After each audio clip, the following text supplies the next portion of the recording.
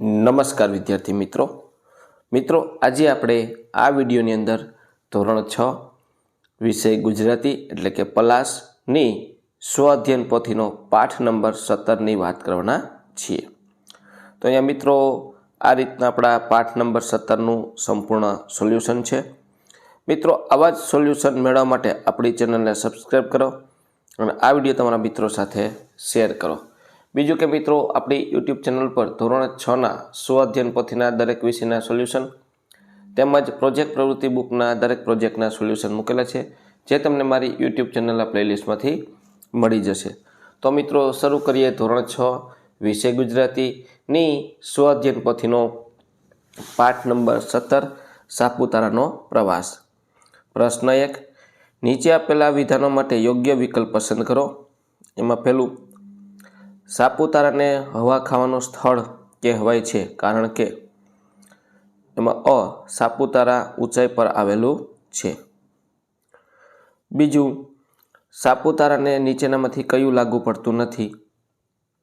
તો ક, મધમાખી ઉછેર કેન્દ્રમાંથી મધ લઈ શકાય છે।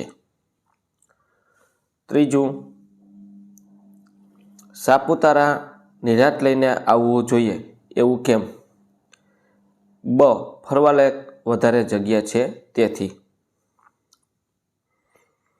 ચોથું,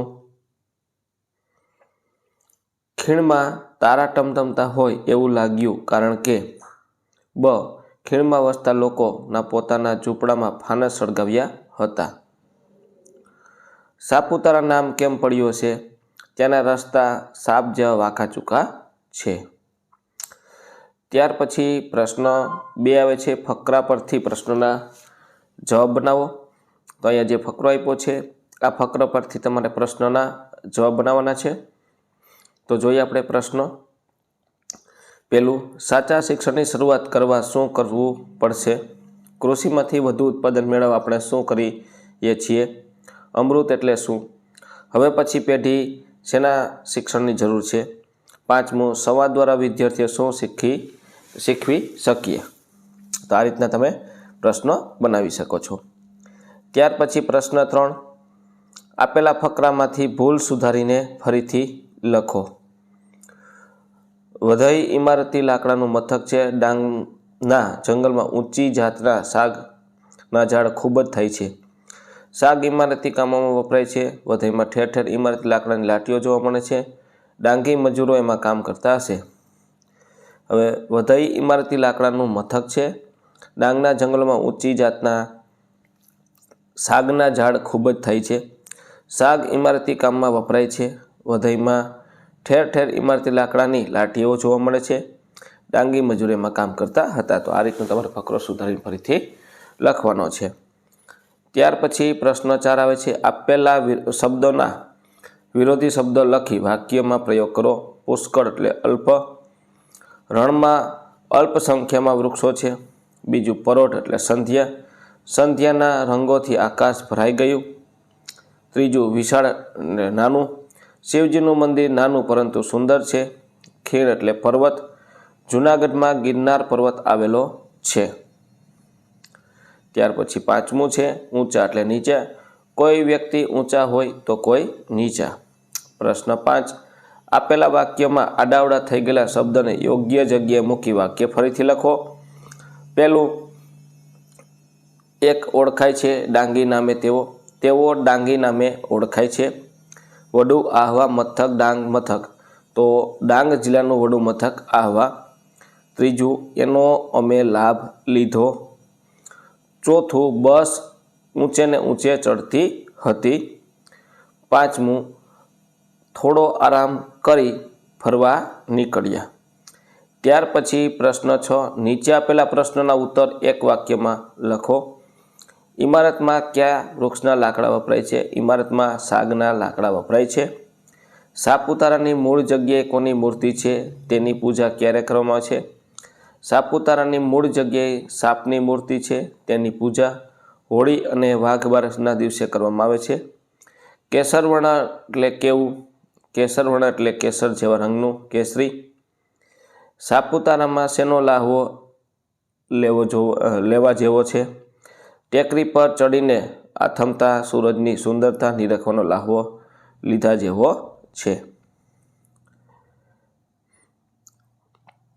ત્યાર પછી પાંચમું, તમે સાપુતારા જાઓ તો કેવી જગ્યાએ બેસવાનું પસંદ કરશો, શા માટે? અમે સાપુતારા ટેકરી પર આથમતા સૂરજની સુંદરતાનો લાહવો લેવા માટે બેસવાનું પસંદ કરીશું.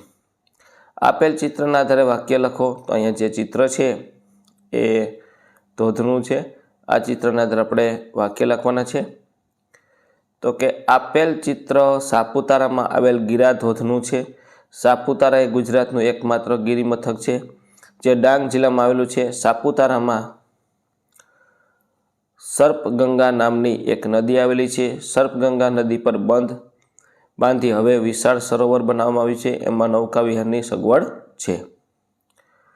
પ્રશ્ન 8, નીચે આપેલા વિશેષણનો વાક્યમાં પ્રયોગ કરો.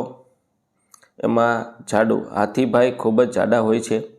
એમાં પેલું પ્રસિદ્ધ, સાપુતારા ગુજરાતનું પ્રસિદ્ધ ગિરિમથક છે. મારું ઘર ખૂબ જ મોટું છે. સુંદર, મોર એ સુંદર પક્ષી છે. સાપુતારામાં આવેલું જંગલ ઘાટું છે. નર્મદા એક લાંબી નદી છે. ત્યાર પછી પ્રશ્ન 9, આપેલા વાક્યોને ઘટનાક્રમમાં ગોઠવો. તો અહીંયા જે ઘટનાક્રમ છે એમાં પહેલું વાક્ય, ડાંગના જંગલોમાં પુષ્કળ વાસ થાય છે. બીજું વાક્ય, ડાંગી મજૂરો એમાં કામ કરતા હતા. ત્રીજું, બસ ઊંચે ને ઊંચે ચડતી હતી. ચોથું, આહવા ડાંગ જિલ્લાનું વડું મથક છે. પાંચમું, પ્રવાસી બંગલામાં અમે ગોઠવાયા. ત્યાર પછી પ્રશ્ન 10, તમે કરેલા પ્રવાસનું વર્ણન કરો. આ વર્ષે અમે દિવાળીની રજામાં આબુના પ્રવાસે ગયા હતા. આ પ્રવાસની પૂર્વ તૈયારી રૂપે મારા પપ્પાએ ટ્રાવેલ્સ એજન્સી પાસેથી બસ અને હોટલ માટેની ઓનલાઈન બુકિંગ કરાવી દીધું હતું. અમારી બસમાં આબુ ફરવા આવનાર પ્રવાસીઓ હતા. બસમાંથી ઉતરતા અમે હોટલ પર ગયા. હોટલમાં ફ્રેશ થઈને ભોજન કર્યું. ભોજન કર્યા બાદ અમે ગૌમુખી, નખી તળાવ, સનસેટ પોઈન્ટની મુલાકાત લીધી.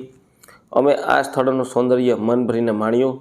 બીજા દિવસે અમે ગુરુ શિખર ગયા. ત્યાંથી પરત થઈ અમે અધરદેવીના દર્શને ગયા.